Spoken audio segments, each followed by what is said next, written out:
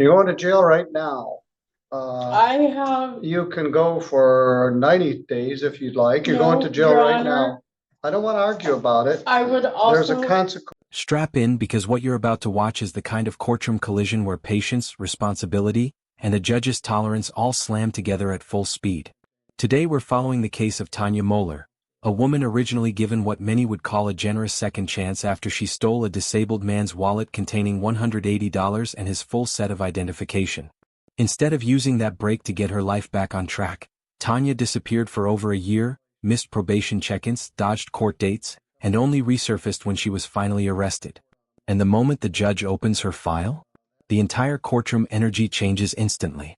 We're about to see shifting stories, rising frustration, and a judge who ultimately says, enough.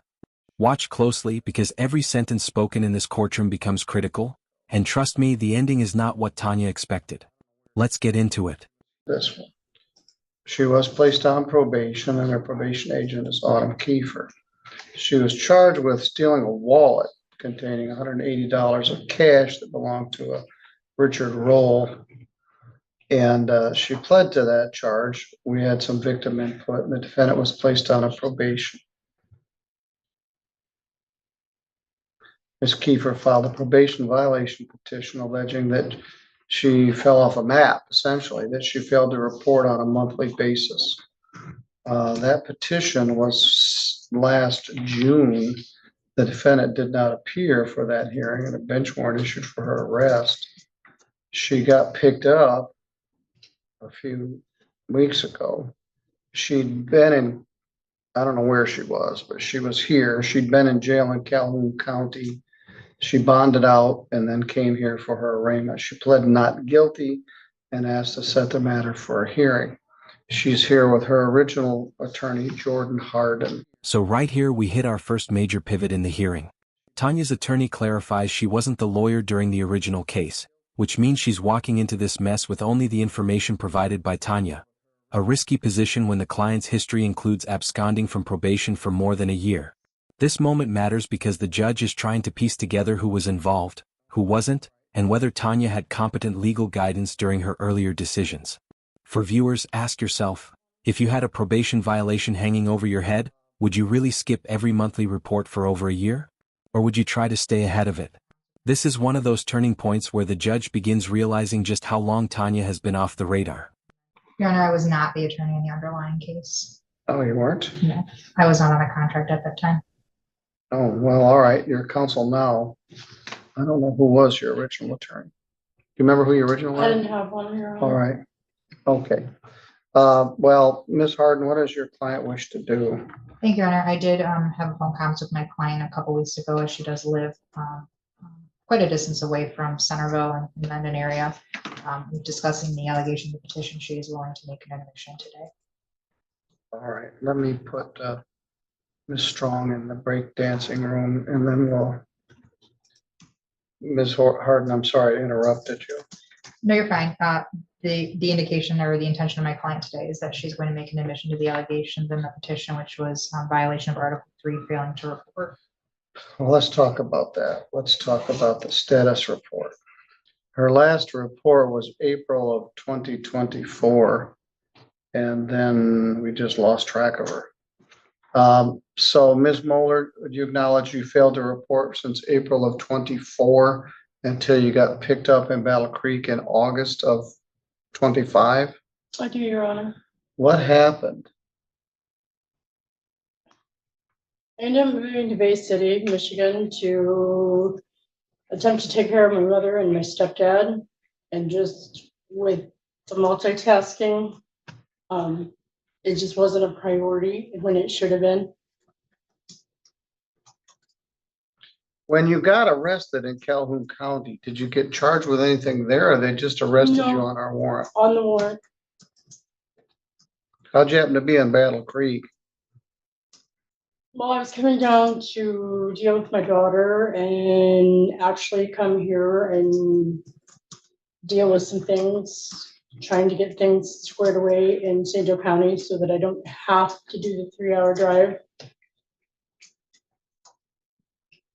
Well, I put you on probation because I felt there was a drug issue here, and I also wanted to have enough time to get restitution paid to the man whose wallet you took.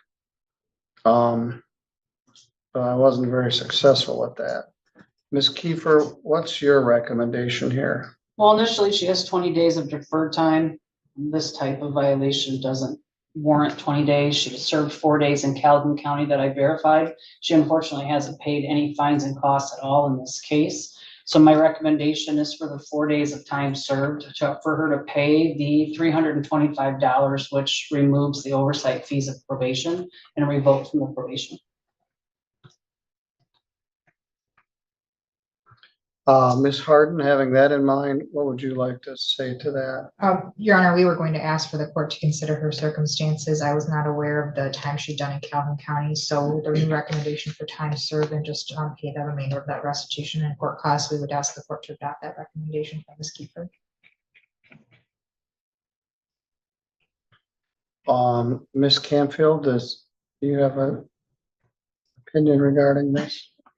I do, Your Honor. I struggle with these types because it doesn't appear that there's a new offense or any criminal conduct, at least that we're aware of, that would have brought her before Calhoun County or this court again. However, if she was moving to Bay City, that's something that she should have kept Ms. Kiefer aware of. Probation could have potentially been transferred there if this court was willing to do so and they accepted, or perhaps even a phone report could have been arranged, but she didn't make effort to even comply in that regard. So here I understood she did 4 days and there's no new offenses, but when you just abscond and have to be picked up in order to come deal with things, I think that perhaps maybe a little bit more than the. And this is where the prosecutor's frustration becomes crystal clear. Notice how she points out there's no new criminal charge. This wasn't a new theft or new arrest that brought Tanya back into the system. Instead, it's the unwillingness to communicate, the complete lack of reporting, and what the prosecutor calls absconding that escalates everything. For people unfamiliar with probation, this is huge. You don't need a new crime to land in serious trouble. Failing to check in, failing to update your address, and ignoring calls from your probation officer is enough to flip everything upside down. The prosecutor emphasizes that probation could have been transferred, phone reporting could have been arranged, but all of that requires one thing Tanya didn't do: stay in contact. At this moment, you can feel the judge leaning closer to a harsher decision. Audience question: do you think the court is being too strict here, or is this exactly what happens when someone ghosts the system for over a year? 4 days served is warranted for just snubbing her nose at this court.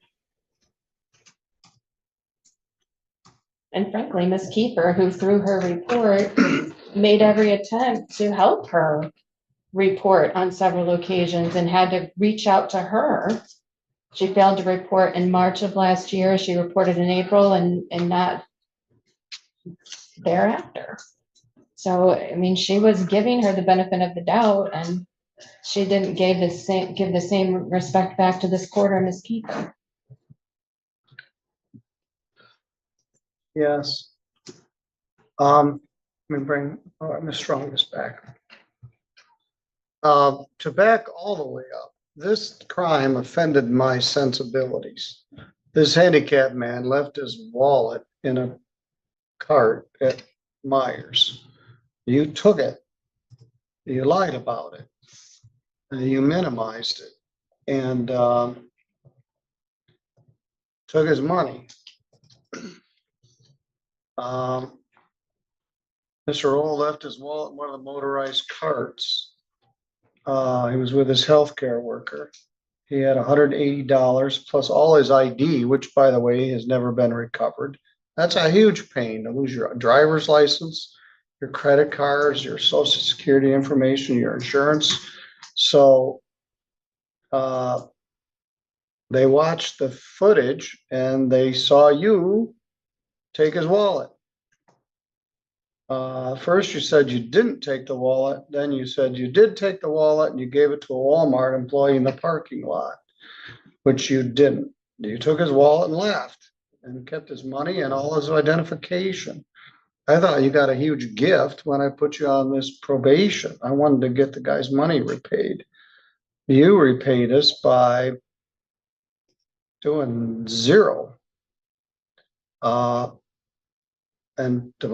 then interesting, when it comes time to get out of jail, you come up with money to post a surety bond. You can't pay 1 cent to us or to this man's restitution, but when it comes the difference of you sitting in jail and getting out, you come up with enough cash money to post a surety bond. So you deserve more than 4 days in jail. You deserve what I ordered in the first place. As I said, this offended me right from the get-go. My judgment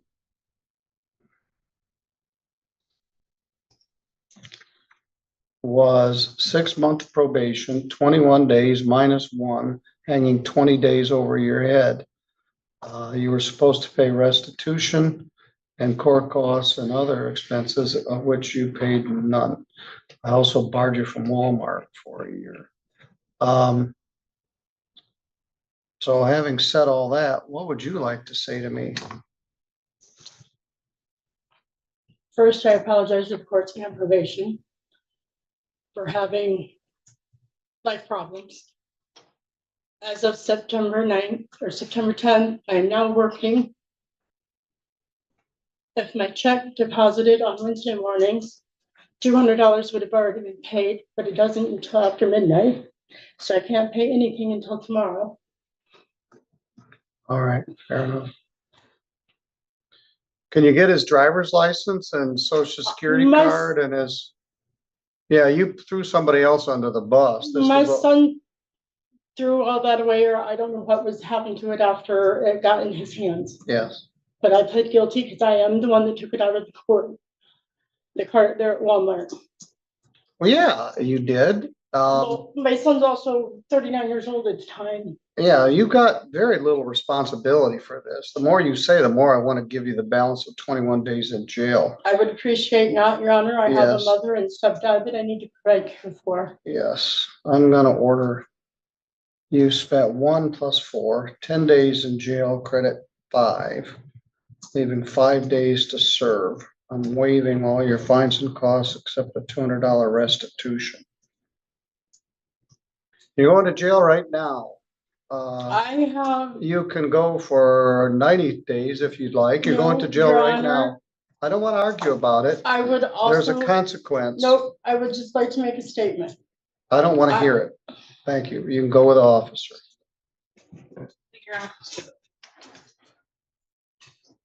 There goes my check. There is a consequence Well, to our actions, and one just landed on you. I agree to that. Can you grab my belongings? What a dramatic arc from start to finish. To wrap this case up professionally, Tanya Moeller originally received a 6-month probation sentence for stealing a disabled man's wallet containing cash and sensitive identification. The judge gave her time to repay restitution, avoid jail, and rebuild trust with the court. Instead, she failed to report for over a year, didn't pay a single dollar toward restitution, disappeared from probation oversight, and only returned after being arrested on the outstanding warrant. By the time she reached this hearing, the judge determined her lack of accountability outweighed any explanations she offered, especially after noting she had the funds to post bond but never to repay the victim. In the end, he revoked probation, issued 10 days jail with 5 to be served immediately, and shut down her final attempt to speak. This case is a powerful reminder that in the justice system, responsibility doesn't disappear just because someone does. Actions stack, consequences follow, and eventually the court catches up. If you found this breakdown as eye-opening as we did, make sure to hit that like button, drop your thoughts in the comments, and don't forget to subscribe for more intense courtroom analysis and real-time justice moments. More cases just like this are on the way.